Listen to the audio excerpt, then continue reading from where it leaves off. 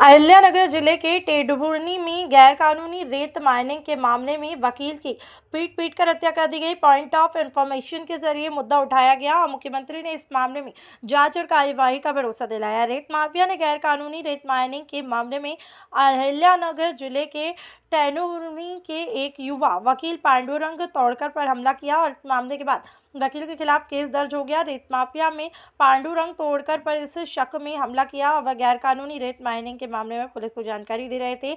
हमला इतना जोरदार था कि वकील के 5 फ्रैक्चर हो गए और अब हमला करने वाले गैरकानूनी रेत माइनिंग माफियाओं के खिलाफ कार्रवाई होनी चाहिए। मुख्यमंत्री देवेंद्र फडणवीस ने इस मामले को गंभीरता से लिया है और सदन को भरोसा दिलाया है कि सीनियर अधिकारी इस मामले की जाँच करेंगे और कार्रवाई जरूर होगी। अध्यक्ष महोदय, महसूल व वन विभाग या संबंधानं मी गडचिरोली जिल्ह्यातील आरमोरी या विधानसभेच्या संबंधानं बोलतो आहे। आरमोरी, कुरखेडा, कोरची, वडसा या महसूल मंडळामध्ये मोठ्या प्रमाणामध्ये रिक्त पदं आहेत आणि ती रिक्त पदं भरल्याशिवाय सर्वसामान्य लोकांची जी कामं आहेत ती कामं अडून पडलेली आहेत आणि म्हणून सर्वसामान्य शेतकऱ्यांना देखील याचा फार मोठ्या प्रमाणामध्ये फटका बसतो आहे। या माझ्या आरमोरी विधानसभेचा विचार केला, गडचिरोली जिल्ह्याचा विचार केला तर त्या ठिकाणी मोठ्या प्रमाणामध्ये पावसाचं प्रमाण आहे आणि त्यामुळे यावर्षी जे काही अवकाळी पाऊस पडला त्या पावसामुळे पिकाचं फार मोठ्या प्रमाणात नुकसान देखील झालेलं आहे।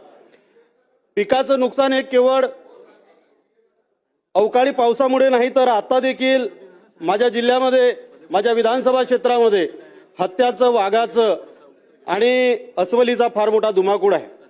आताच 6 डिसेंबरला आम्ही एक आंदोलन केलं होतं। 15 दिवसापूर्वी माझ्या गडचिरोली जिल्ह्यामध्ये आरमोरी विधानसभा क्षेत्रामध्ये 3 महिलांचा बळी या बिबट्यानं घेतलेला आहे।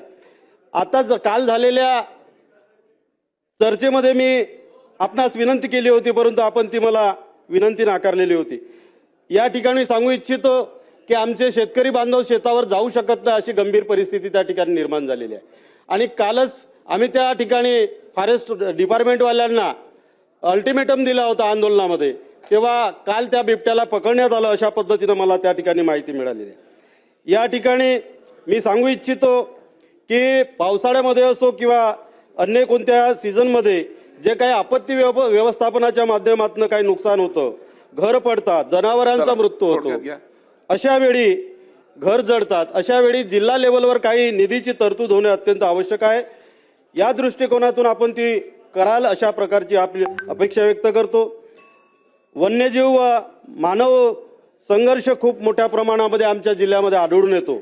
या ठिकाणी जेव्हा त्या परिवारातील सदस्याचं काही नुकसान होते, जीवितहानी होते, अशा वेळी फॉरेस्ट डिपार्टमेंटकडून फक्त 25 लाखाचं त्याला अनुदान दिलं जातं। परंतु मला असं म्हणायचं आहे की त्या घरचा सदस्य गेला असतो आणि म्हणून त्या ठिकाणी त्या परिवारातील एका सदस्याला नोकरी देण्याचं काम केलं पाहिजे। 24 तास त्या ठिकाणी रेस्क्यू टीम उपस्थित असली पाहिजे। अशा प्रकारे या ठिकाणी मी आपल्यास आग्रहाची विनंती करतो आहे।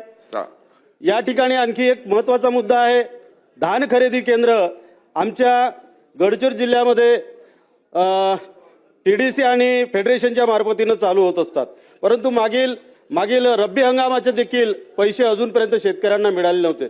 धानाचे चुकारे असतील किंवा बोनस असेल, यावेळेस देखील धानाचे सेंटर अजूनपर्यंत सुरू झालेले नाहीये आणि म्हणून या ठिकाणी शेतकऱ्यांची संपूर्ण कर्जमाफी होणे अत्यंत आवश्यक आहे। आपल्याला उत्तर घ्यायचं आहे। या ठिकाणी अध्यक्ष महोदय 2च मिनिटं। अध्यक्ष महोदय, या ठिकाणी कोरची, कुरखेडा, वडसा या ठिकाणी आमच्या विधानसभा क्षेत्रामध्ये मोठ्या प्रमाणामध्ये ओव्हरलोड वाहतूक चालत असते आणि त्यामुळे रस्त्यांची फार दुरावस्था झालेली आहे आणि म्हणून रस्ते विकास निधी आम्हाला देण्यात यावं।